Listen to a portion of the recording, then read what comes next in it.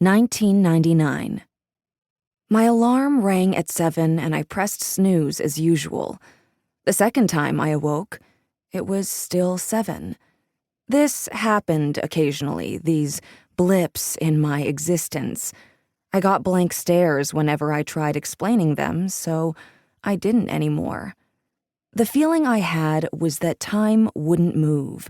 A second would refuse to pass as it usually did, and I would find myself trapped in a moment, unable to progress beyond a minute or two. My bathroom mirror, flecked white with toothpaste, reflected me to myself. Lines from the pillow were pressed into my cheek. I ran my fingers over the indentations. The toothpaste flecks gave the effect of being in a shaken snow globe. In the kitchen, the same drain flies circled the sink, unless they were new ones, the former one's progeny. Debbie never washed her dishes, and her lipstick-rimmed mug sat balanced on the edge of the sink, like a dare to raise the issue. Warily, I ate a piece of toast with blueberry jam. The toast crunched as it always had. Some jam got on my cheek, and in swiping it from my face, I removed some blush. Now there was a void in my coloring. I would have to redo the makeup, but it relieved me to see that the regular laws of physics continued to apply. Outside, I regarded my surroundings with suspicion, as though they were a dream I might wake up from. Like everyone, I had recently watched The Matrix. Would it be so bad to discover that life until now, or some portion of it, had been illusory, an advanced society's highly realistic simulation? It might actually be a relief.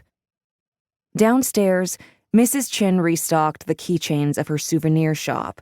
She was arguing with Mr. Peng, who owned the salon next door. Seeing me, they paused their quarrel. "Lei ho, Lili," Mrs. Chin said with a wave, pronouncing it Lili. She'd taught me exactly 3 words of Cantonese. "Lei ho ma," how are you? "Lei ho ma," I called back. "I'm okay," I added in English. Mrs. Chin's hair, newly permed, shimmered with auburn highlights, Mr. Peng's handiwork. From a plastic bag with a happy face on it, she pulled out a bun. The yeast smelled sweet. Did I want one? I shook my head. Not today. The bell on the cafe door gave its meek ring. I ordered my regular latte, the latte I shouldn't have been buying because I didn't make any money. I sat to drink it. A dark-haired man held a bagel to a child's small mouth, waiting for the child to accept a bite. I followed his gaze to the New York City street, where nothing appeared out of the ordinary. People, pigeons, bags of trash. Holding the bagel steady, the father's mind traveled elsewhere.